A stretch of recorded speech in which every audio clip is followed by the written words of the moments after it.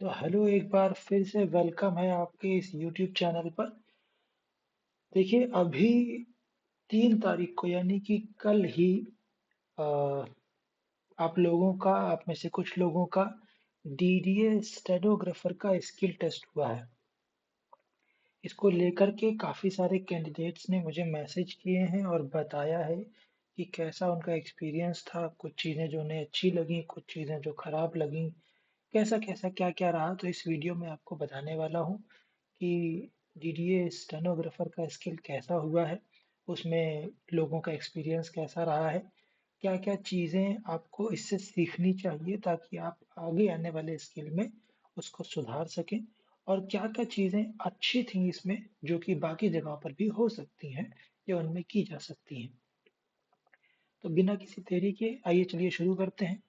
तो देखिए, जब कैंडिडेट्स अ, सेंटर पर पहुँचे हैं जहाँ उनका स्किल होना था, तो वहाँ जैसा कि मैंने आपको पहले ही बता दिया था कि कैसे-कैसे, क्या-क्या प्रोसेस होगा, एग्ज़ैक्टली वही प्रोसेस हुआ है। अगर आप चाहें तो मैं इस वीडियो में, यहाँ आप देखेंगे तो ऊपर आपको एक ऑप्शन दिख रहा है, आप इस वीडियो पे टैप करके वो वीडियो देख सकते हैं। मैंने आपको बताया भी था कि कैसे स्किल होने वाला है, क्या प्रोसेस होगा उसका, एग्ज़ैक्टली वैसे ही कराया गया है। जबकि काफ़ी सारे लोगों का ये भी कहना था कि स्किल अलग-अलग दिन होंगे, मतलब स्किल और टाइपिंग, तो उसमें क्या होगा। तो पहले जब आप एंट्री किए तो आपको बेसिक जो फ़ॉर्मेलिटीज़ होती हैं वो पूरी कराई गई, और उसके बाद आपको स्टेनो पैड दे दिया गया और आपने अपनी जो डिटेल्स थी उसमें लिख ली, और एक डिक्लेरेशन फॉर्म आपको दिया गया था।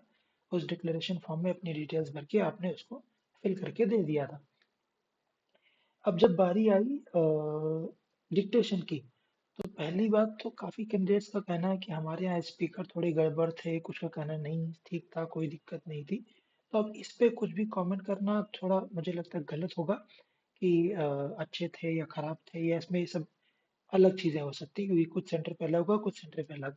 जो मेन इशू उठ कर के आया है, वो ये है कि पहली चीज़ तो जो भी डिक्टेशन बोली गई थी, वो ह्यूमनाइड बेसिकली एक कंप्यूटराइज्ड वॉइस थी, ह्यूमन की वॉइस नहीं थी। जैसे आप एसएससी के स्किल में देखते हो कि वहाँ पर जो भी डिक्टेशन बोली जाती है वो भले ही प्री रिकॉर्डेड होती है, लेकिन वो एक ह्यूमन वॉइस होती है। क्योंकि जब आप स्किल की प्रैक्टिस भी करते हैं, आप जहाँ कहीं भी स्टेनो सीखने जाते हैं या करने जाते हैं, वहाँ पर भी जो आपको स्किल बोली जाती है वो भी कोई ना कोई टीचर बोलता है, कोई ना कोई ह्यूमन बोलता है। तो आप में से ज़्यादातर लोगों को भी आदत उसी चीज़ की रही है कि जो भी स्किल बोला जा रहा है वहाँ पर, वो स्किल किसी न किसी ह्यूमन वॉइस का होना चाहिए था।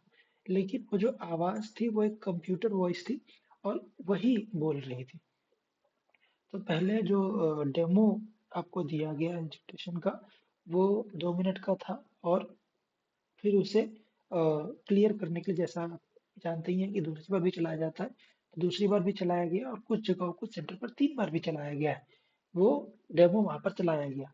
दूसरा जो मेन इशू उठ कर के आया, वो ये था कि काफ़ी कैंडिडेट्स का कहना है कि जो भी मेन डिक्टेशन थी, जो आपको लिखनी थी, वो बिना बताए ही स्टार्ट कर दी गई। तो कुछ कैंडिडेट्स का शुरू में कुछ छूटा। फिर ये भी कहना है, तीसरा इश्यू जो है वो ये है कि जो स्पीड थी वो 80 की नहीं थी, उससे ज़्यादा की थी। तो देखिए, ये मैं आपसे इसमें कहना चाहूँगा कि आप कोई भी स्किल लेने जाते हो स्टेनो का, तो आपको ये ध्यान रखना चाहिए कि जो स्पीड होगी स्किल की, जो डिक्टेशन की स्पीड होगी, वो कांस्टेंट नहीं होगी। भले ही वो ह्यूमनाइड हो, आई मीन या तो वो कंप्यूटर की वॉइस हो, ह्यूमन वॉइस हो, कोई रिकॉर्ड करके बोला जाए या कैसे भी बोला जाए, कोई भी स्पीड आपको कांस्टेंट नहीं मिलेगी। हालाँकि आप कंप्यूटर वॉइस को कांस्टेंट कर सकते हो क्योंकि वो मशीन है, आप उसे फिक्स कर सकते हो। बट फिर भी आप जहाँ कहीं भी स्किल लेने जाओगे, आप पाओगे कि वो कांस्टेंट स्पीड नहीं होती, फ्लक्चुएशन तो होता ही है, सभी जगह पर होता है। यहाँ पर भी था, लेकिन यहाँ फ्लक्चुएशन जो था वो काफ़ी कम था। इनफैक्ट जो मेन चीज़ लोग बोल रहे हैं वो ये है कि स्पीड 80 नहीं थी, इससे ज़्यादा थी। चौथी प्रॉब्लम जो मिल कर के सामने आई है, कुछ लोगों का ये भी कहना है, कैंडिडेट्स का कहना है, उन्होंने बताया है कि जो भी मैटर आपको बोला गया था, जो भी आपको डिक्टेशन दी गई थी, वो 800 वर्ड नहीं थी, उससे ज़्यादा की थी। अब अगर ये सच है तो ये तो थोड़ा-सा गलत हो गया। अ, ऐसे देखोगे तो गलत है, पर आपको मेनली आपको शुरू के जो भी 800 वर्ड्स थे, अगर ज़्यादा बोला गया है, मैं समझता हूँ ज़्यादा नहीं बोला गया होगा। अगर बोला भी गया है किसी वजह से कुछ ज़्यादा वर्ड भी हुए होंगे, तो जो आपको स्टार्टिंग के 800 वर्ड्स हैं, वो ही आपको लिखने हैं। अगर आप उसमें कोई एरर किए हो, आपका कोई वर्ड छूट गया है, सब्स्टिट्यूट हो गया है, कोई स्पेलिंग गलत हो गई है, पंक्चुएशन गलत हुई है, तो आपकी एरर उसमें ही काउंट की जाएगी। अगर आपने 800 से ज़्यादा वर्ड लिखे हैं, शुरुआत वाले के अलावा, तो आपको उसमें अगर कोई एरर होती है, तो वो एरर काउंट नहीं होने वाली है। इसको लेकर के परेशान ना हो कि आप जैसा करते ही हो कि स्किल लिखने के बाद, टाइप करने के बाद आप अगल-बगल वाले कंप्यूटर में देखते हो, तो वहाँ आपको स्ट्रोक से पता चल जाता है कि आपने कितना टाइप किया है और उससे आप एक आइडिया लगा लेते हो कि हाँ, इससे ज़्यादा वर्ड्स होंगे या इतने वर्ड्स होंगे। तो पहली चीज़ तो 800 से ज़्यादा वर्ड नहीं रहे हैं। दूसरी चीज़, अगर आपको ऐसा लगता भी है और है भी, अगर ऐसा होगा, तो आपको शुरुआत के स्टार्टिंग के 800 वर्ड ही लिखने हैं। उसी में जो आपने एरर की है वही काउंट होगी, उसके बाद वाली एरर काउंट नहीं होगी, भले आपका छूट गया हो या आपने गलत लिख दिया हो, कुछ भी कर दिया हो, सब्स्टिट्यूट की जो भी किया हो आपने, उसकी कोई एरर काउंट नहीं होने वाली है। आपको बस स्टार्टिंग के 800 वर्ड्स पे ध्यान देना होगा। कैसे एरर काउंट होती है, अगर आप ये जानना चाहते हो, तो यहाँ आप आई सेक्शन में देखिए, ये वीडियो का लिंक आ रहा है, आप इस पे भी टैप करके देख सकते हो कि कैसे एरर काउंट होती है।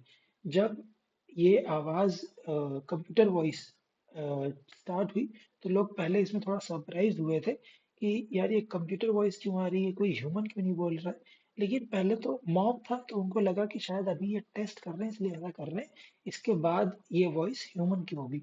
लेकिन अचानक से जो मेन डिक्टेशन थी वो भी उसी वॉइस में स्टार्ट हो गई, तो थोड़ा सा लोगों को कोप अप करने में थोड़ी सी, मतलब कुछ लोगों का स्टार्टिंग में थोड़ा-सा मिस हुआ, छूटा, उसके अकॉर्डिंग, और बाद में उन्होंने कैप्चर करने की कोशिश करी, कैच करने की कोशिश करी और काफ़ी हद तक लिखा भी। अब आते हैं टाइपिंग स्पीड पे। तो देखिए, जो जैसे ही आपका स्किल खत्म हुआ, पहले आपकी स्टार्टिंग में 10 मिनट का एक टाइपिंग मॉक दिया गया था कि आप टाइपिंग करके चेक कर लो। जब आप लॉगिन कर लिए थे उसके बाद 10 मिनट आपको जो मॉक डिक्टेशन दी थी उसको आपको टाइप करना था, 10 मिनट उसके लिए मेरे को मिले थे। फिर उसके बाद करीब 10 मिनट का ब्रेक था, नहीं 15 मिनट का ब्रेक था, और 15 मिनट के ब्रेक के बाद आपको मेन डिक्टेशन के लिए 50 मिनट्स बेसिकली जो आपको मिलता है टाइम, वो मिला आपको और आपने उसमें उसको टाइप किया। उसके बाद 2 मिनट का ब्रेक हुआ और उसके बाद टाइपिंग का मॉक स्टार्ट हुआ था। टाइपिंग का मॉक देने के बाद 2 मिनट का ही था टाइपिंग मॉक, ये तो टाइपिंग का मॉक देने के बाद तो करीब 2 मिनट का ब्रेक उसमें भी हुआ और उसके बाद आपका जो 10 मिनट की टाइपिंग थी, वो दे दी गई थी। अब इसमें थोड़े बहुत से डिफरेंसेस हैं कि ये जो टाइम का ब्रेक है, ये थोड़ा-सा अलग भी हो सकता है क्योंकि काफ़ी कैंडिडेट्स ने अलग-अलग मुझे बताया, तो जो मैं समझा कि जो मुझे पता चला है ऑथेंटिक सोर्सेज़ के थ्रू कि पहले आपको 10 मिनट का एक जो आपको मॉक डिक्टेशन बोली गई थी, आपको वो टाइप करने के लिए दिया गया। फिर 15 मिनट का ब्रेक, फिर उसके बाद जो एक्चुअल डिक्टेशन टाइमिंग होता है, वो आपको टाइम मिला। उसके बाद 2 या 5 मिनट का ब्रेक आपको दिया गया था और उसके बाद आपको मॉक टाइपिंग दी गई 2 मिनट की, फिर 2 मिनट का ब्रेक और 10 मिनट की एक्चुअल टाइपिंग आपको दी गई थी, उसमें टाइप करने के लिए। इसके बाद टेस्ट खत्म हो गया और आपको थोड़ी देर बाद वहाँ से जाने दिया गया था। यही प्रोसेस, यही मेथड मैंने आपको पहले की वीडियो में बता दिया था कि यही होने वाला है। अगर आपका भी इसके अलावा कोई आपको कोई प्रॉब्लम फेस हुई हो तो आप कमेंट सेक्शन में बता सकते हो। और कैसा रहा आपका एक्सपीरियंस? क्या-क्या आपने इससे सीखा? कुछ अच्छी चीज़ें जो हुई वो ये थी कि इंफ्रा अच्छा था, कीबोर्ड अच्छे थे, किसी को ज़्यादा प्रॉब्लम नहीं हुई कि कीबोर्ड चेक करना है या माइक में सुन स्पीकर में किसी को सुनने में प्रॉब्लम हो रही हो, ऐसा भी किसी का कोई वो नहीं आया है। तो ये सब चीज़ें अच्छी थी जो समझने वाली थी। दूसरी चीज़, जो एसएससी में टाइप करने के बाद आपको की स्ट्रोक्स नहीं बताए गए थे कि आपने कितना टाइप किया है, वो इसमें बताए गए थे कि आपने कितना टाइप किया, चाहे वो आपको टाइपिंग हो या आपका स्किल टेस्ट हो, डिक्टेशन वाला वो हो, तो वो भी आपको बताए गए हैं, आप उसको देख सकते थे। तो कुछ अच्छी चीज़ें भी हुई हैं, कुछ एक चीज़ें थोड़ा बहुत हो भी सकती हैं, उनको मैनेज करना पड़ेगा। देखिए, अब आप इसमें कुछ कर नहीं सकते क्योंकि एक तो पहली चीज़ तो आप जानते ही हो कि कितने एप्लीकेंट थे और कितनी जगह सेंटर था, क्या कैसा था, तो उसका कुछ कहना थोड़ा-सा अलग होगा। इस मतलब उसको छोड़ देते हैं, अभी जो हुआ है, अगर आपका स्किल अच्छा हुआ है और आपके मार्क्स ठीक-ठाक हैं, तो आप ज़रूर होप कर सकते हो। अगर आपका स्किल थोड़ा बहुत गड़बड़ हुआ है तो कोई बात नहीं, आप नए एग्ज़ाम की तैयारी कीजिए। आप में से कई लोगों ने एनएचएआई के लिए अप्लाई किया होगा, उसका एग्ज़ाम कब होने वाला है, जैसे ही कोई अपडेट आता है आपको सबसे पहले इस चैनल पे मिल जाएगा। तो अपडेट रहने के लिए जल्दी से जल्दी इस चैनल को सब्सक्राइब कर लीजिए। और आप चाहते हो कि आपको जो डिटेल्स हैं, बाकी अपडेट्स हैं, वो जल्दी मिलते रहें, तो इसी चैनल के डिस्क्रिप्शन में आपको इसी वीडियो के डिस्क्रिप्शन में आपको एक टेलीग्राम चैनल का लिंक मिल जाएगा। आप उसको जॉइन कर सकते हैं और वहाँ पे आपको तुरंत अपडेट मिल जाती है, जो भी अपडेट इन एग्ज़ाम से रिलेटेड होते हैं, आप उसको जॉइन कर सकते हैं। तो अगर आप एनएचएआई का एग्ज़ाम तो आप उसकी तैयारी करें या आप एसएससी का स्टेनो देना चाहते हैं, देने वाले हैं या देना चाहते हैं तो आप उसकी तैयारी करना शुरू कर दें। अगर आपका अच्छा भी हुआ है तो भी तैयारी कीजिए, थोड़ा बहुत कुछ ऊपर-नीचे भी है तो भी तैयारी कीजिए, आपको करनी चाहिए। अब इसके अलावा अगर आपका कोई क्वेश्चन है, कुछ भी है तो आप कमेंट सेक्शन में पूछ सकते हैं। अभी के लिए थैंक यू।